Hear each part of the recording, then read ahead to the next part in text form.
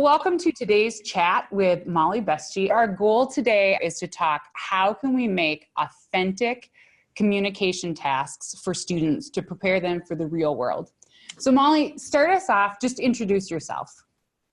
Well, I'm Molly Bestge, and I own Cultivate 21, which is a professional development company where I work with school districts all over the United States, working through project-based learning, STEM, STEAM, and 21st century skills. And I work with those school districts to build capacity through the idea of learn, grow, innovate. So I help teachers to learn the skills and the pedagogy so that they feel like they're growing, and then eventually feel like they have the confidence to innovate education for the future.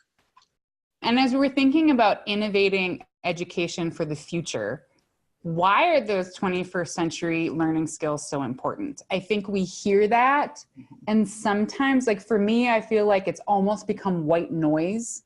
Right. And we know the answer to this, but remind us, why do we need to be focusing on these 21st century learning skills? Well, I think if we think about the 4 C's, so really there are the 4 critical 21st century skills, which are critical thinking, communication, collaboration, and creativity. And I have to say them in that order, otherwise I forget one. That's so weird of me. But those 4 skills really were established by business industry as being kind of the standard of what we need to do to prepare students for their future. And really kind of the story behind why we ended up at those four C's. It's all about the story is that a bunch of different business industry people were gathered, and they were asked to look at all of the 21st century skills that the Partnership for 21st Century Education had put together, and they had a conversation over the course of several days. And over several days, they ended up getting it and gleaning it down to those 4 C's as being the most critical employability skills. And when I go and speak to business industry partners and potential business industry partners, I always ask them, what are you looking for in an employee? And really, honestly, I should have been doing a longitudinal study and should have been like keeping track of all of these responses over the course of the last 10 years. But almost always, we end up back at those four C's, the importance of kids being able to be critical thinkers and good communicators and collaborators and be creative problem solvers. Very, very important. As well as they really look for kids who don't need to be managed, that are really good at taking the initiative and taking a project and running with it, and not needing a whole lot of direction, but knowing when they do need some help to be able to get clarity as they're moving forward. But I really think that it's all about teaching kids the authenticity and the relevance of what the work entails wherever they are, and that we as educators, the whole importance of those 4 C's, we have to make sure that we're putting the relevance and authenticity in what we're doing with kids. Because if we don't prepare them, they're going to get to the workforce and they're going to go, what? I've never done this before. Well, if we can kind of like look ahead and think about, okay, what are some of those real world things that they're going to need to use if they work at Bobcat or Microsoft, or they're working at their own business, or working at a garage, or all of those things. What are some of those pieces that they're going to need to feel successful? But it all comes back down to those 4 critical skills. But I really think it's all about creating those creative problem solvers that are independent thinkers. And can use those 4 C's very flexibly. How can we as teachers, not just of English, but all disciplines, be working on and building these relevant, authentic skills and really scaffolding and creating these environments where students understand the importance of what they're learning. So we're going to go through some things. We're going to share some resources, and we're going to be referencing a video. All of those resources are gathered in a slide deck that is linked in this video's description. So if you haven't already, hit pause and open up that slide deck so you can access those resources and kind of follow along with us as you brainstorm how you're going to create these authentic experiences in your classroom. And all of these ideas, just so people tuning in know, you and I based all that we're going to talk about and share off of conversations with actual work professionals and what they said. So if you want to go back and watch that video, that is also linked in the slide deck. As you listened to those professionals, and as you've interviewed professionals yourselves, and as you've been out in the field, why is adapting to an audience such an important 21st century skill? I really think that there are like different levels of professional writing. Mm-hmm. And when we get into the real world, it changes based on what we're doing. And those different levels, you have to be adaptable in your own writing skills and skill set in order to adapt to whatever audience you are needing to meet with, whether it's writing an engineering report, or whether it is composing a solid email to your superior, person in your company. I think that it's very, very important for kids to have had the opportunity to do those things before they are in the workforce. And I think that, yes, we have internships and we have all these opportunities, but I think that there's a lot of teaching that we can do first at the middle school, high school level, even elementary. There are lots of things that we should be doing in elementary school that prepare them for these things. But really it's all about, being able to adapt to those audiences. I know when I was listening to the different speakers, I listened, Gabe said something that really kind of resonated with me. And Gabe said that, he talked about thinking about the lay reader or the elected official, and how when he was preparing his pieces, he was needing to get to the point fast, and then make sure that he could use graphs to ease with the understanding. And I just love that, because I think sometimes teachers, we forget that pictures are text. Yeah. Video is text. And so we need to remember that when kids are writing, those images, those graphics, those, the tools and, like a pie graph that they would create, or a line graph, with their data, that tells a story and is just as impactful as a paragraph. So, that was kind of something that really, really resonated with me from his conversation. He said it so well too. He talked about, as the city engineer for Bismarck, so he's doing a very technical job, he has to create a communication package for his audience. And he made a great example that I don't think we always think of, that sometimes a photo communicates the message. But then he also said it's rare that a graph or a photo alone can communicate the message, that it's really when they're in partnership with each other and they've created this communication package, that you can use a photo to do the heavy lifting, but then you need to explain and elaborate, or vice versa. You can do a graph that sets up the numbers, but then you need to explain what they are. And in a math classroom, what an authentic writing task for a math classroom, to give students a chart or a graph and make them write a paragraph explaining it. Or have them gather their own data, create their own graph, and then have to use that to tell a communication story. So whether it's a lab in science or in math class, I think there's a lot of applications for that communication package. He also talked about the jargon, and I thought that that was really important.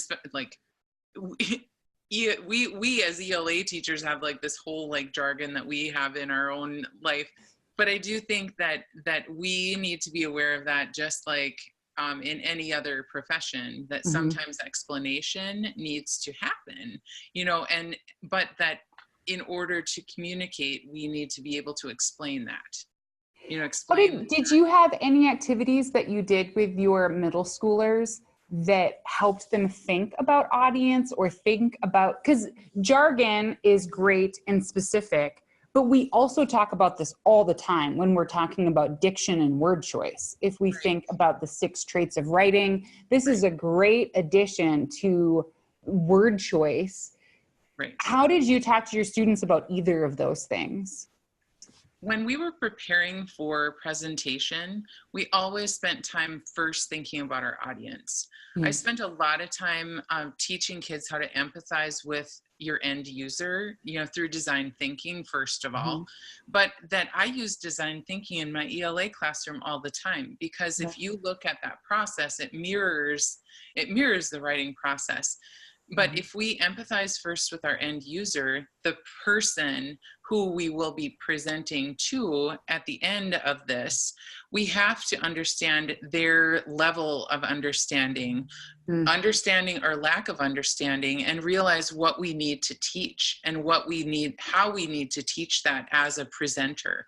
So we spend a lot of time, you know, doing that first before we would even begin to think about creating a presentation. So that's the advice that I would give, just simply because I use design thinking like in everything before design thinking was cool, you know?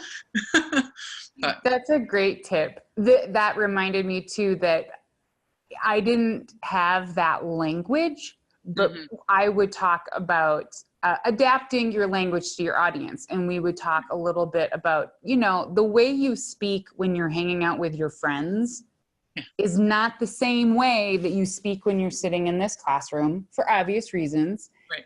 And it's also not the same way you necessarily speak when you're talking to your grandma. Right. And all 3 of those have different communication purposes. They're all different audiences.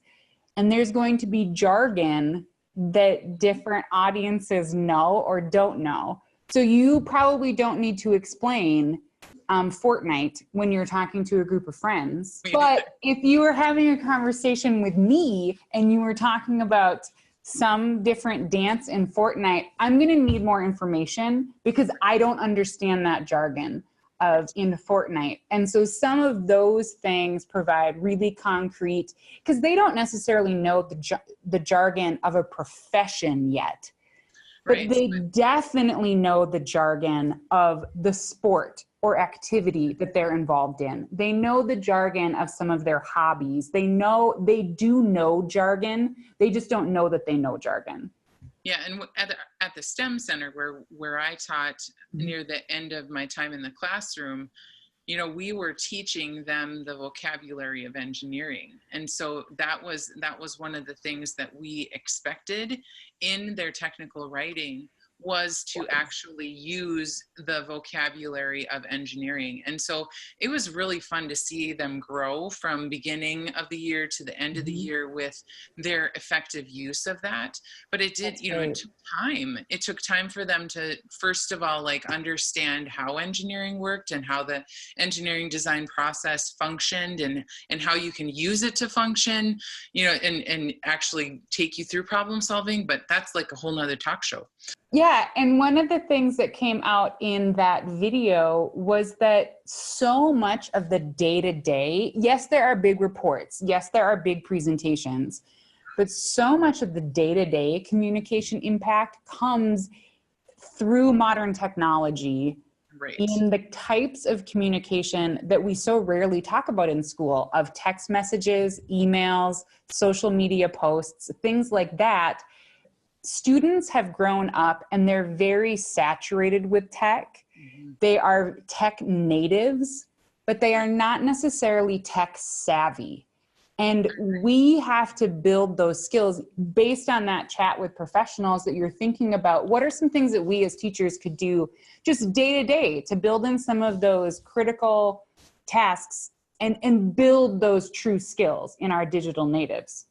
Yeah, I think those tech pieces are in itself its own kind of 21st century skill. There's, if you look at the communication as one of the 4 C's and you break it up into different skills within the big skill, that idea of being able to communicate using digital technology is one of the skills.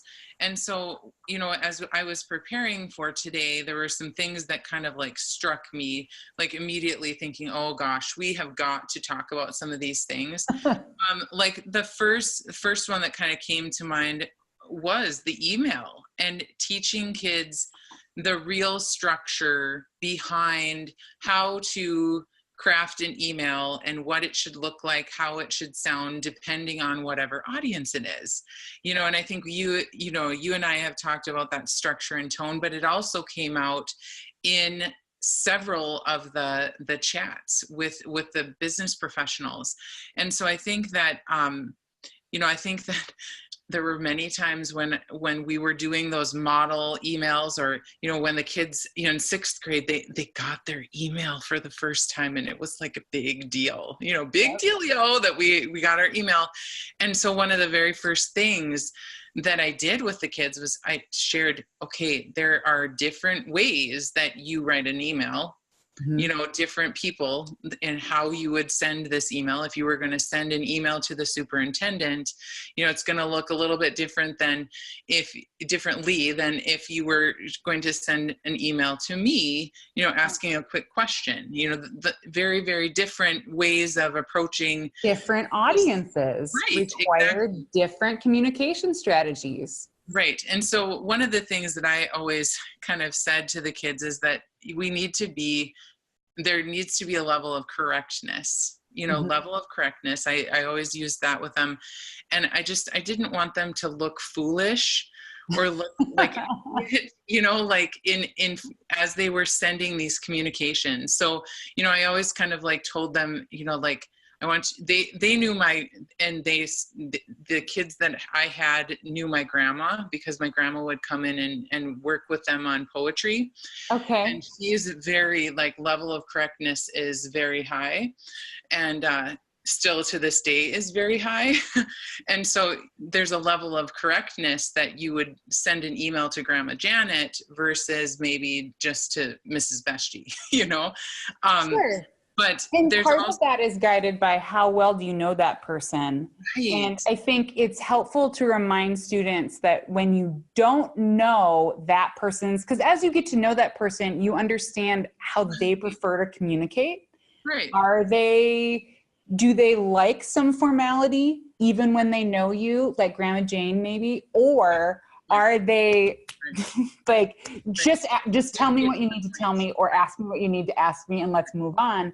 But until you know that person, assume that high level of professional communication until you know for sure otherwise. Like, one of my pet peeves still to this day is when I get an email from, I don't care who, but when it starts with, hey, whoever the name is, it just, or no name, it just says, hey. Yeah, hey. Like, okay, well, the least you can do is put someone's name and a comma, name and a hyphen, and then begin your email if this is a more formal, space. I think that teaching kids from the very beginning that's the proper etiquette when it comes to email is super important. The other pieces that I kind of wanted to touch on were like social media posts, and this has kind of become I think we all are on social media. We kind of have to be in order to, like, get our news and interact with people and stay connected. Again, it's that varying levels of correctness. I think that we all need to kind of own the fact that what we what we create is our digital footprint. And so, you know, do you want your digital footprint to be riddled with grammatical and spelling errors all the time, or, you know, using you are instead of your y-o-u-r? I think that that's just not a space that we want to encourage our kids to be like that, right? Right. I want them to have that like space of correctness. And I think that, you know, there's a difference between personal and difference between business.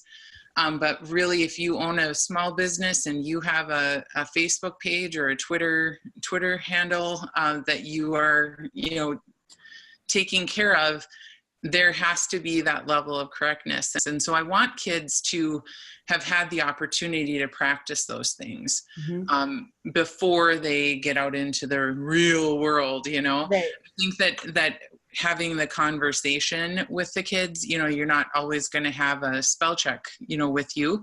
And quite frankly, autocorrect is almost never right.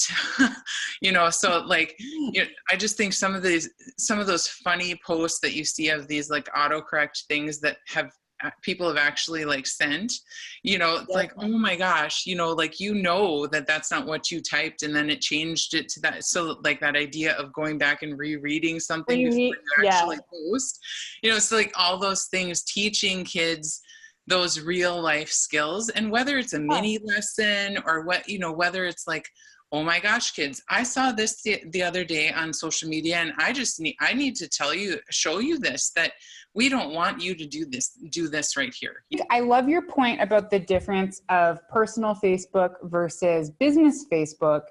I think it's also important to remind these young people, and we keep using Facebook. This generation isn't even on Facebook. Oh, I know. The generation coming up, like, they're on Instagram and Snapchat, like you said. Regardless, whatever the social media platform is, while they don't have their own business page yet per se, their personal page basically is, like you said, they're curating their digital footprint. Right. A lot of businesses, before you go in for a job interview, search you on social media. And so just as we were saying, think of your communication package when you're writing and how you're using photos and text together. Think about your communication package on social media, and the audience that you are presenting for on social media is much wider than you think it is. Depending on how you have your privacy setting, you are also writing for everyone who can see what you have written. And it's a really powerful reminder to students. Penny at West Fargo used to do this, where she would search kids during a career unit senior year, and she would share some examples of, you might want to take this photo down.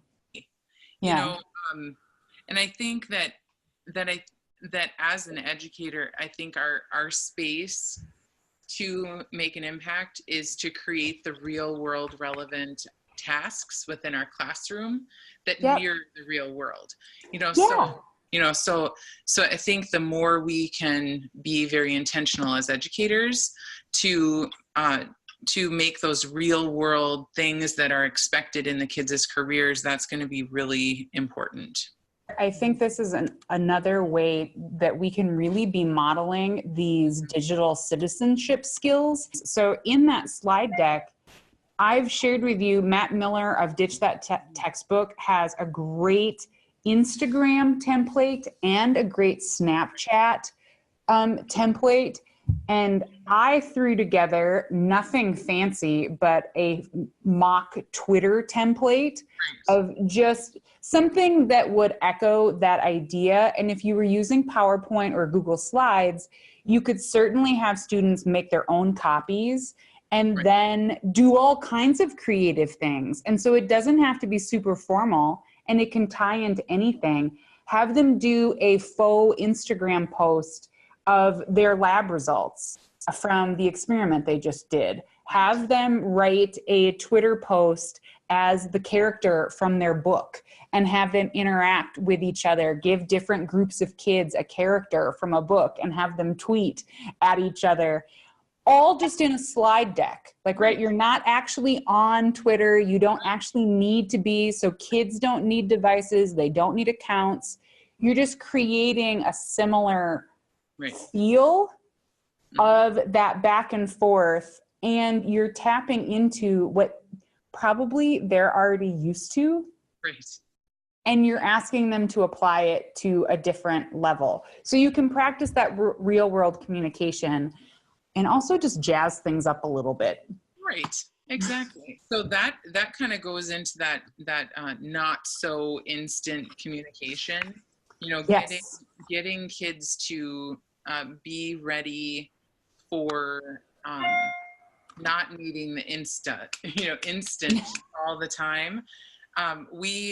We've talked about this whole idea of practicing the not so instant communication, and, you know, asking kids and challenging students and maybe even your colleagues to wait a day. And so this was something that Connie talked about in her talk. You know, before you respond to an email, a message, or a snap, you should kind of maybe wait a day if it's something that you're maybe have a little level of concern about, you know, how it's going to be perceived, because you know, the message you send and the message that is received can be different. And so kind of preparing kids for that. And I think more and more kids are like getting and understanding that maybe what they say isn't always what people like get from, you know, or hear. I think they're slowly getting that, especially with the increase in cyberbullying. You know, I think some kids just have no real idea that what they said hurt someone, you know, or could be perceived as hurting someone, you know. So teaching kids to step back and live in that empathy space again is really an important thing, I think, to model for kids. And I think we would all have stories from our day-to-day life to share as examples of, you know, in the heat of the moment, you send something off, and whether you are upset or not, if you know the person who's receiving it is a little fired up, they're going to hear it differently today. And Connie had great advice too of ask someone else to read it. And so you talk about word choice, you talk about tone, you talk about waiting a day.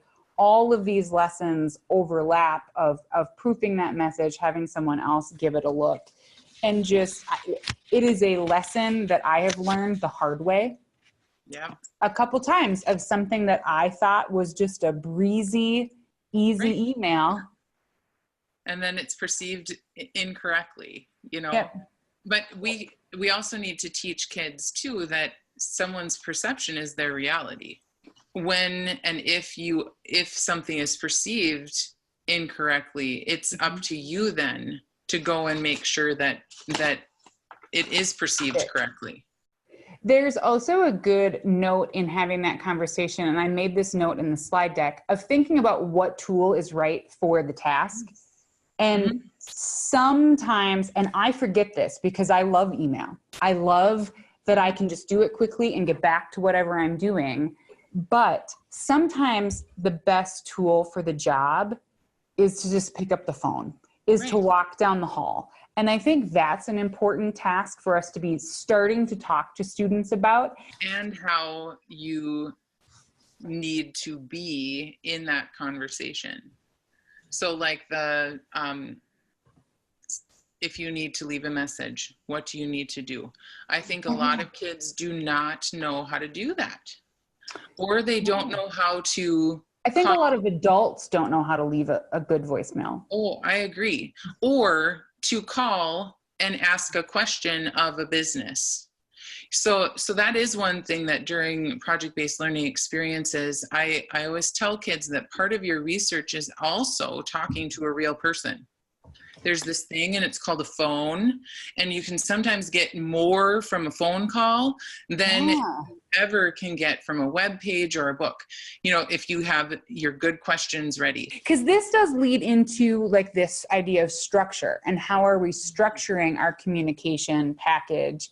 And one of the things that I found interesting, because I have a love-hate relationship with things like 5-component essays or graphic organizers, but and he's my former student, Brett Johnson, he talked about how sometimes having that structure so ingrained, he has found it really frees up part of his brain to just do the thinking and the answering as a doctor, that he doesn't have to think about the structure because it's just inherent at this point. Yeah, he called it like a jumping off point for the clear communication. That was one of the notes that I had written. And, you know, I think that what I took from that was that when you have the structure, you can fill in the holes. Yes. You can fill in the holes really easily. And so, you know, I look at, you know, like, I teach kids lots of different ways to process think, right? Mm-hmm. Different processes. They're like, you know, really honestly, probably 15 different ways of process thinking, right? The best thing is you have to choose the right one for the right purpose, right? And Mm-hmm. then you have to be able to navigate through the process, right? But it's all about being able to fill in the holes. Like if something's missing, how do you problem solve and get to that right, you know, that maybe that point that you're just like missing, you know, how do you creatively problem solve through that? And I think that structure also allows you to not worry about what's next, Mm-hmm. you know, but instead figure out what should be there. And he also talked about how he appreciated what you did for extemporaneous speaking in your classroom. You know, so I thought that was just really wonderful. So if you want to talk about that, that would be cool. Well, and I do that, and you have some great examples. Molly provided some examples of what this might look like in the classroom, and that's in that slide deck. He said that answering extemp questions or impromptu questions is probably, right. Extemp is the word that we use in the competitive speech community, and there are also impromptu speeches. They're slightly different. But the bottom line is you have a limited amount of time to craft your communication package. And you are given a topic and you have a short amount of time to prepare and share. But impromptus are a great option. They're fast to grade because the kid speaks. And because you have limited prep, you're not grading all of their prep work. Right. You're just grading like how they shared. And it's a great way to practice different structures and different things. And doing impromptu speeches doesn't have to be anything fancy, but in doing lit circles, we would do questions, their final speech at the end of the year to practice and model that because we did speeches throughout the entire year, junior year. That was one of the focuses, and we did a ton of writing. So their cumulative final was an impromptu speech. Show us that you can model all of these skills that we've been working on, the speaking skills, the writing skills, and your question is going to be about your book that you just read. And it's going to be something like, explain one theme from your book. General. And then we gave them kind of, the way we structured it was, as one student came in to give their speech, the next student went in the hall and picked their topic. And so they got about 8 minutes to write, which is more than you would need to give them. But we also practice this in smaller ways, right? I would also just ask kids like, all right, you each need to speak in partners. You need to speak for 1 minute. You need to explain your favorite movie. And we would just do these and we did those also throughout the year because we're just practicing how to present our ideas. But that thinking on your feet, he said, was really helpful.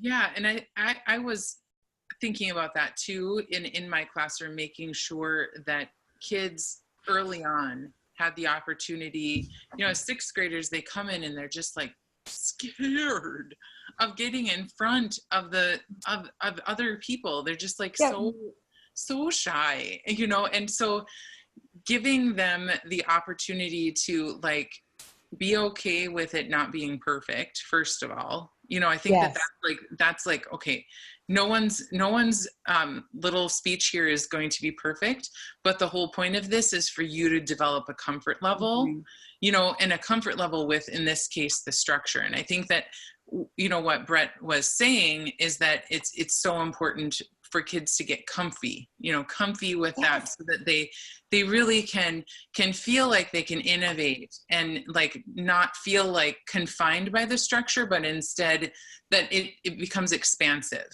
That's so true. That I hadn't even thought of this until you just explained it in that way.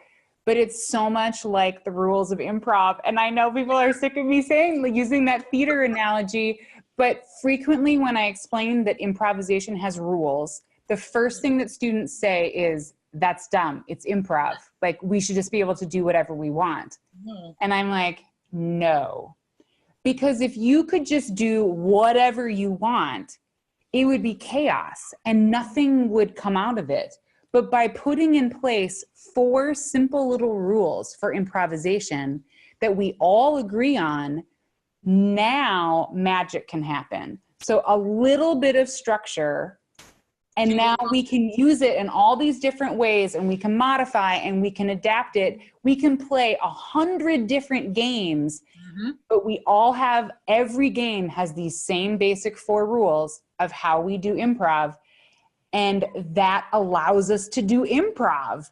And so I love how you said that. If we have this structure, then we can innovate and adapt it and twist it and make it work, as Brett said, to fill in these holes in our communication. But that structure is really important to making us feel comfortable. And I love that you start building that comfort, not only with the structure, but with each other.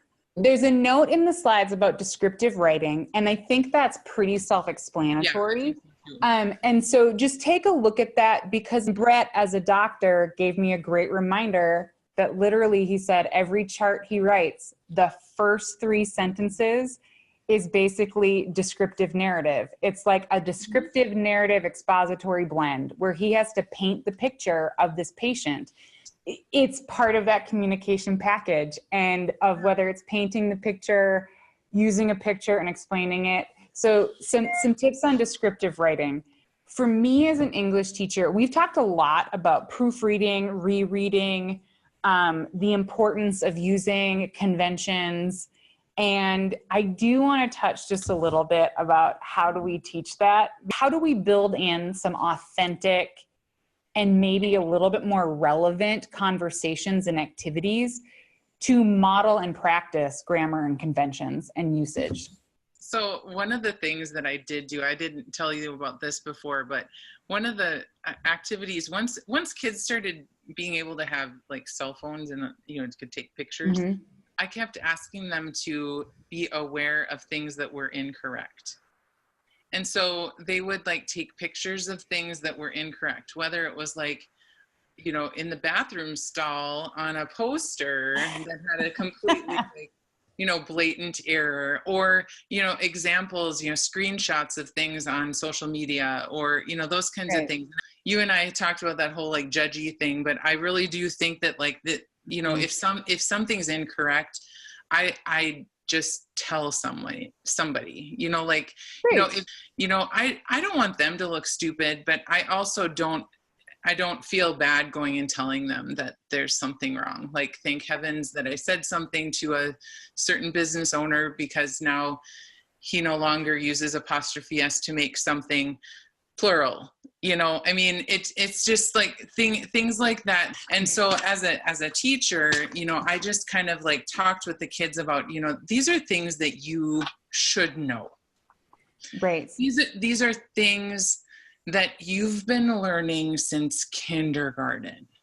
They start learning about end marks, and they start learning about what starts a sentence, so all of these things, it's a part of, they should know these things, or like the use of misuse and use of commas, right?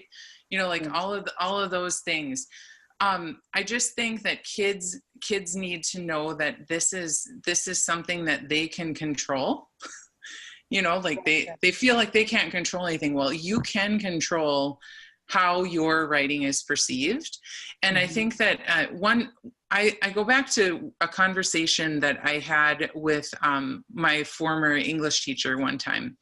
And I asked her, like, how did you get kids to really understand the importance of grammar and punctuation? And she said, one of the best ways was she used E.E. Cummings and asked, so how easy is this to read? Why is this hard to read? Because it doesn't have the usual conventions, right? Mm-hmm. You know, and so like that to me is always stuck. And so like the reason why we have conventions is that there are these pieces of correctness that we all agree to. So it makes it easy for us to read and understand. And so when we are missing those levels of correctness, it becomes very difficult to absorb and learn. And it's so kind of like if we didn't have an order of operations in math, right, we would come to very different answers when we were solving equations. But because we have the order of operations in math in terms of what you do first, second, third, that is how we guarantee mathematic consistency in communicating that mathematic conversation, so to speak. So we want, it's that empathy piece that you mentioned. Right. You want your reader, your audience, your viewer to understand what you're saying and what you're trying to communicate. And if it gets lost in all of these other things, or if they stop reading because they're like, well, this person clearly doesn't know what they're talking about, they can't even use the correct there. Right. How much of an impact is your message going to have if your audience isn't willing to go with you where you want them to go? Right. And I just think that I just don't want kids to be lazy. Because these are things that we all can do.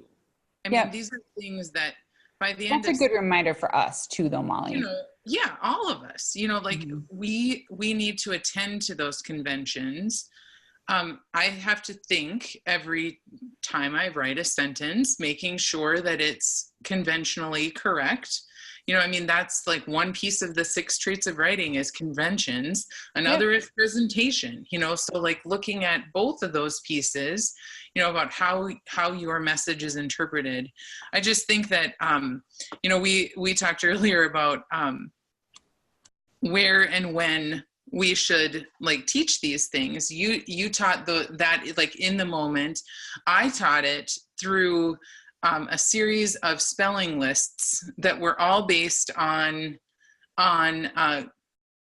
grammar and usage. You know, all of that was the way that I built my spelling list. I had to do spelling with my 6th graders. It was a grade. So I needed to make sure that was there, but I taught my grammar and conventions through spelling. We did the writing, we did the, you know, understanding of sentence structure and sentence combining. All those things happened through that writing that was through the usage, you know, homonyms and homophones, and then using the correct, you know, there, and there, and to, and it's and its. You know, that's another one, like, oh, you know, how many people use that one incorrectly? But, you know, that's kind of like that one's a hard one because, you know, kids think that apostrophe S means possession, but ITS is the one that's possessive. So like, it's a very confusing thing. So getting, you know, setting that early that, okay, that this is what the rule is, you know, then they're not going to look silly later. You know, I think it's just so much about, you know, making sure that kids stop, revise, you know, go back and really make sure that their level of correctness is there. And I think that, you know, if something is not correct, you know, you do question the validity of the resource, you know, and you don't want, you know, like if someone really needs their message to be heard, if all of those conventional things are getting in the way, then the message isn't heard. I like how you did vocabulary, building it into the spelling, and like made something that I'm projecting this, what I was hearing is maybe that you weren't super jazzed about having to do spelling, but you made it work for you. Yeah. And you made it work for students. Right. And the kids learned so much. But I think that we can really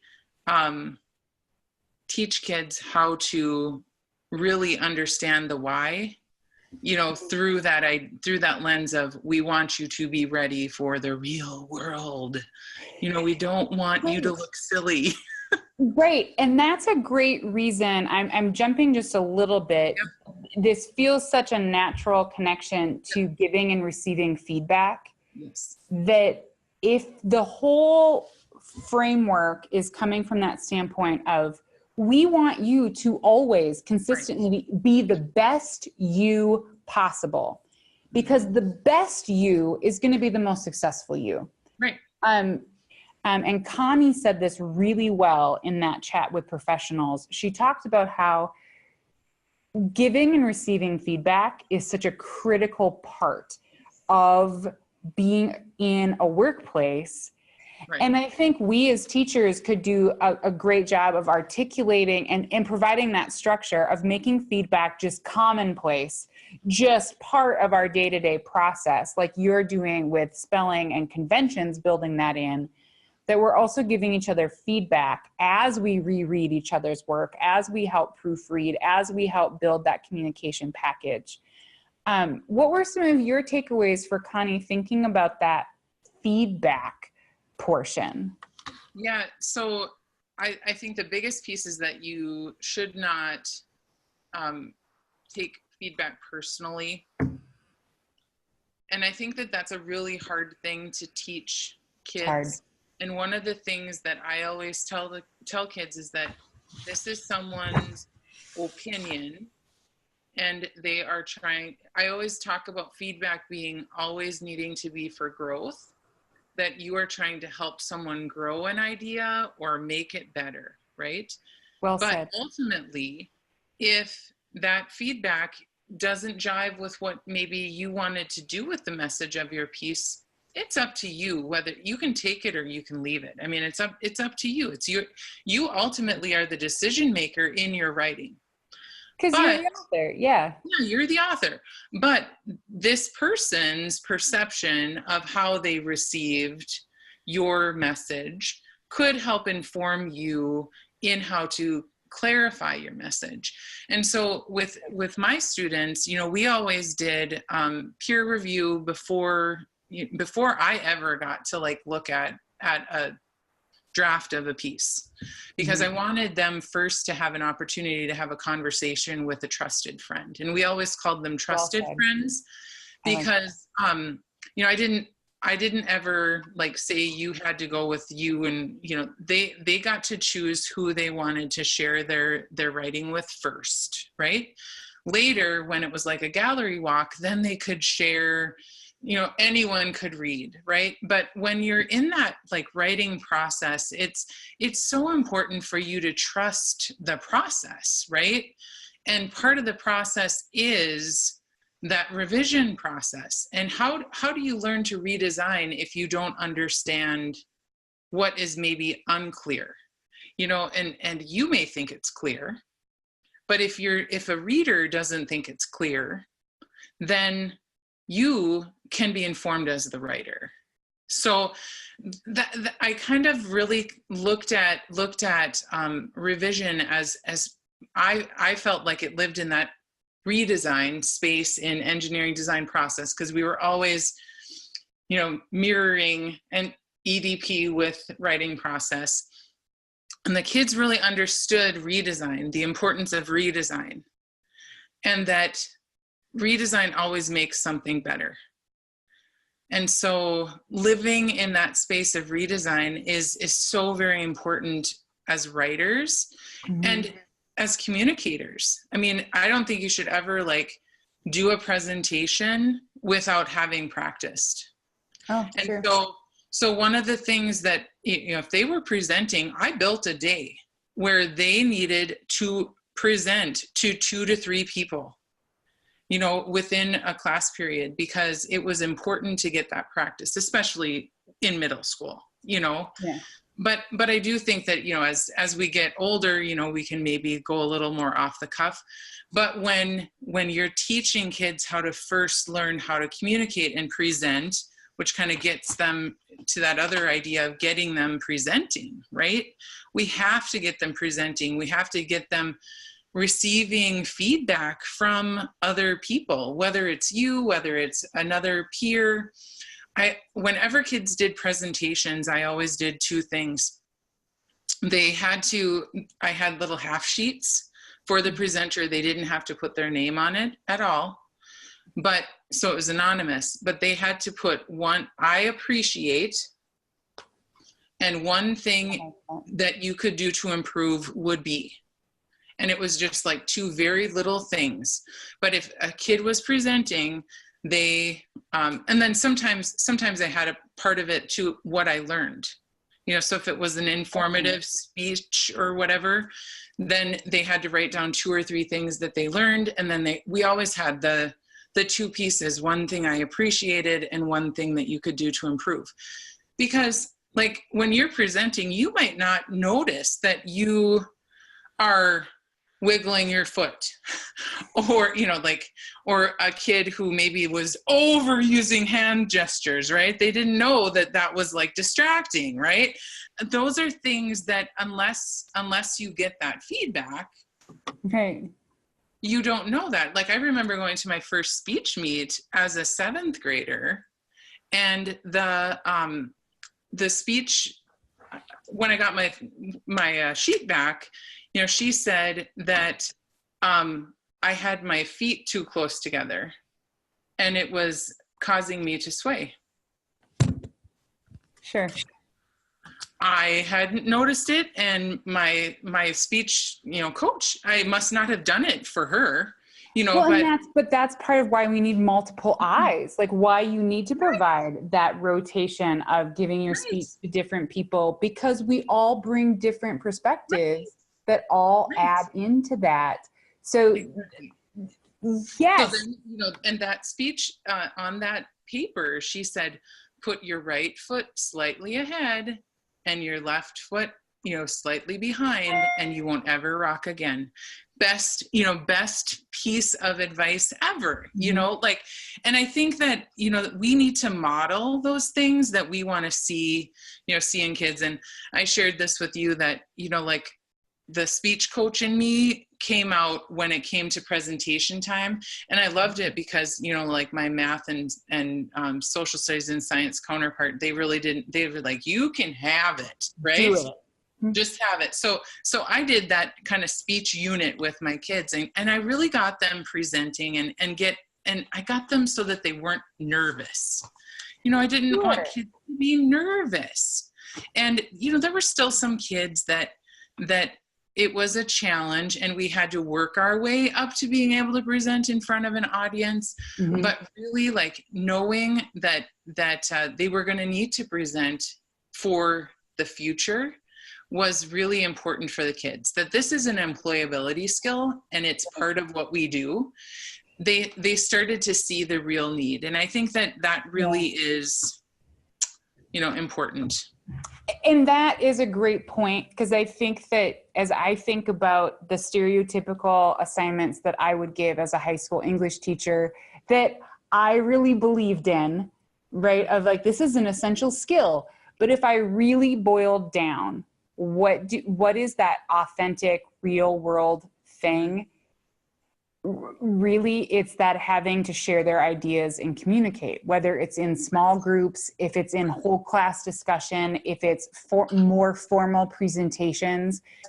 So if I think of all the things that I could ditch in an English classroom, in my high school English classroom, to maybe trim down in order to make time for other things, to make time for some of these real world communication things, the speeches and the presenting and building up to, like you said, building up to that comfort of doing something more formal needs to stay, because that's truly the thing that every single day.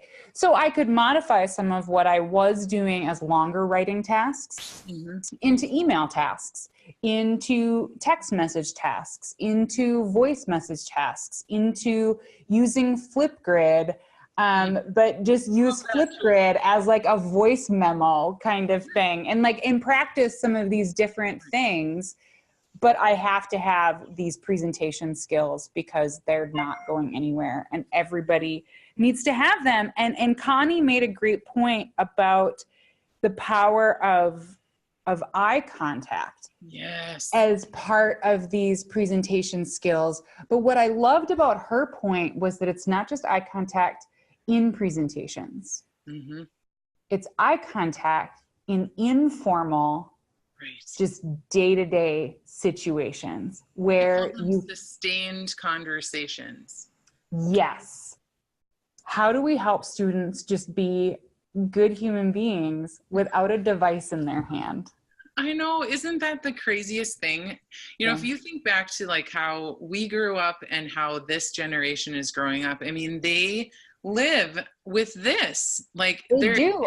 It's like, but you know, I think that I think business industry, one of the things that they've told me is that I can teach them, you know, like this is like the business industry person saying, I can teach them all the content that I want. But if they come missing one of the 4 C's, it sets those kids back tenfold. Sure. And so if you think about that, if they're not a critical thinker, or if they're not a collaborator, or not a good communicator, or not a creative problem solver, you know, that's going to set them back a little bit in order for them to like move forward in their career. And so when Connie was talking about being able to sustain conversation, that really resonated with me because if you are going to get anywhere in business, it's all about relationships. And you have to be able to build relationships. You have to be able to look someone in the eye and ask them a good question and listen. And, you know, all those things that, you know, like if everyone could have a Dale Carnegie course, right? You know, but, you know, some of those things that, you know, are so good about, you know, asking a powerful question, taking the time to listen, being able to paraphrase and extend and elaborate, you know, all of those pieces build into that idea of a sustained conversation. And I think, you know, as kids move into the corporate world, they're going to see that it's not all about cubicles. It's about how you connect, you know, within an organization and connect with the right people in order to, you know, solve the problem that you need to solve. You're never going to do something completely by yourself in any job that is a 21st century job. You know, I mean, anything. Like, it doesn't matter whether you are a farmer or you are a mechanic or you are a nurse or you are a teacher or you are an engineer or you are a nuclear engineer. I mean, you're always going to be talking to somebody and you need to be able to talk to them. And I think that was really like important. I want you to share that fun idea that you had about the social hour from your friend. Oh, a friend of mine teaches speech up in Duluth, Sarah, and she posted a picture recently on Facebook where she just said, I'm sick of my students not being able to just have a casual conversation without their cell phones. So she brought in beverages and she hosted a social hour. And they just had to, and she called it Celebrating the Art of Small Talk. And so this would build in well to what Connie was talking about, of that more sustained conversation. And it certainly layers in well to project-based learning and working on teams. And again, the theater teacher in me, I've done cocktail hours as your book characters, right? So everybody's reading their independent character, their independent book. So make this a conversation where they have to be a character from their book and they're going to interact with the other people, and they have their book in one hand and they can have a snack or a beverage in the other hand. And then they just engage in conversations, but as their book character, or as the character that you're reading, or as a concept or period in history. Right. So there would be all kinds of ways to layer in not just the business skill, which I think is a valuable skill to be teaching in and of itself. But if you want, you could also have a little bit of fun with this. And as you were describing, I had this image, you know, those I am not a robot tests. Yes. This is the I am not a robot test for life. Right. I am not a robot. And the way technology is moving, we know that right now, what is it? The statistic keeps going up. 50% of jobs that our high school graduates are going to have don't exist yet. And I've also heard people say in the future, not too far off, there are going to be two basic jobs: telling the robots what to do, or being told by a robot what to do. And which end of that equation do you want to be on? And what added value do you have to a profession, to a corporation, to a small business, to your farm, to whatever it is that can't be done by a robot? And it's that interpersonal. That's still the thing. If you think of all the things that AI and computers can do, they can't intuitively problem solve. They can't communicate in the same way that we can. They can't collaborate in the same way that we can. And they can't do the 4 C's. No. And that is the value add that we have. I keep going back to what you keep saying, Molly. We want to prepare our students to be as successful as possible. Why wouldn't we, as educators, be using our time in the classroom to do everything we possibly can to make them as prepared and as flexible and as dynamic of thinkers as we possibly can make them? And some of that, for English teachers like me, is letting go of our content and recognizing that, you know what? They can read a SparkNotes version of Lord of the Flies in 20 minutes, or they can Google any of the information.